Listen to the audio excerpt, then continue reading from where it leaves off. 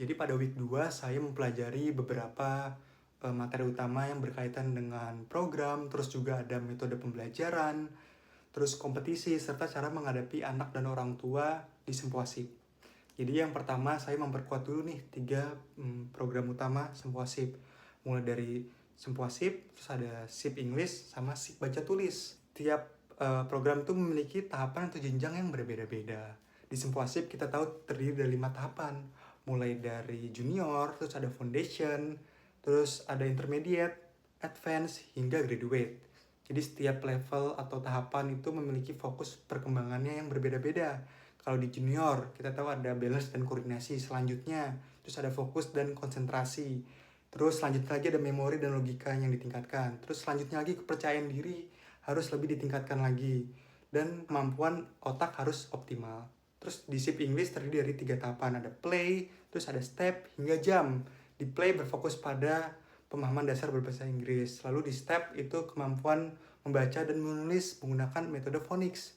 Sedangkan di jam itu kemampuan speaking yang lebih advance, seperti adanya presentasi dan dialog yang lebih panjang. Jadi untuk pembelajaran bahasa Inggris ini menggunakan multimedia first step.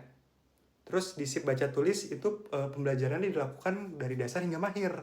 Mulai dari mengenal huruf, terus ada suku kata, terus mengenal kalimat-kalimat bacaan, serta mengembangkan kemampuan menulisnya.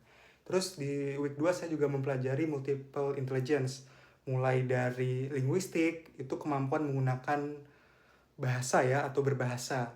Terus logical, mathematical itu lebih kepada kemampuan berpikir logis dan memahami angka. Terus ada visual spasial, itu kemampuan memahami gambar, bentuk, warna, dan ruang. Terus ada juga kinestetik, itu kemampuan belajar melalui gerakan tubuh. Terus ada juga musikal, itu kemampuan memahami nada, terus ada ritme, dan musik tentunya. Terus ada interpersonal, itu kemampuan memahami dan berinteraksi dengan orang lain atau orang di sekitarnya. Terus ada juga intrapersonal, itu kemampuan memahami diri sendiri dan mengelola emosi. Terus ada juga naturalis, itu kemampuan mengenali dan memahami lingkungan serta makhluk hidup. Terus di week 2 saya juga belajar metode VAK, mulai dari visual, auditory, hingga kinestetik. Jadi di visual itu berarti anak lebih mudah belajar dengan melihat.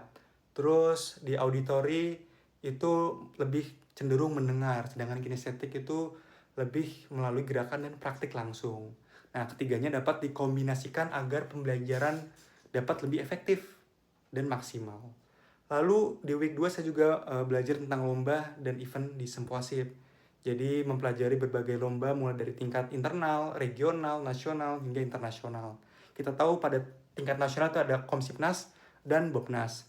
Sedangkan di tingkat internasional itu ada AIAMA atau Asian International Abacus and Mental Arithmetic. Kalau WAAMA itu World Abacus and Mental Arithmetic Association. Jadi lomba, kita tahu lomba itu tidak hanya bertujuan untuk mendapatkan prestasi saja, tetapi juga melatih disiplin, konsentrasi, sportivitas, keberanian, dan kepercayaan diri.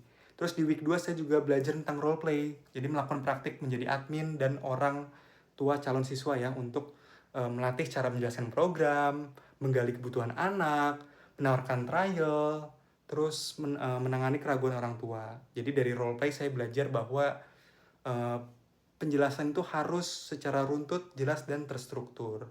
Lalu di week 2 saya juga belajar tentang perbedaan dengan kompetitor. Jadi mempelajari perbedaan Sempoasip dan kompetitor kursus lainnya. Jadi agar dapat memahami dan menjelaskan keunggulan Sempoasip kepada orang tua dengan lebih tepat ya, tanpa terlalu berfokus pada kompetitor.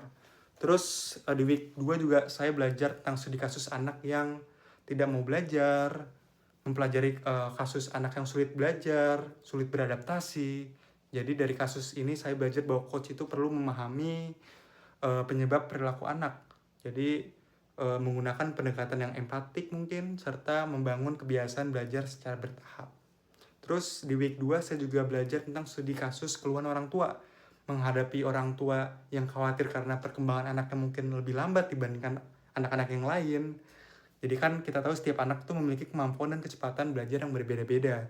Jadi perkembangan itu perlu dilihat berdasarkan penguasaan materi, terus kesiapan anak. Jadi bukan dibandingkan dengan anak lain secara langsung. Jadi kesimpulan di week 2 itu membuat saya lebih memahami program dan tahapan di Sempoasip. Terus ada juga memahami kecerdasan dan gaya belajar anak. Terus manfaat lomba juga saya pahami. Terus perbedaan dengan kompetitor itu apa sih? Serta cara menghadapi karakter anak dan orang tua itu seperti apa. Terima kasih.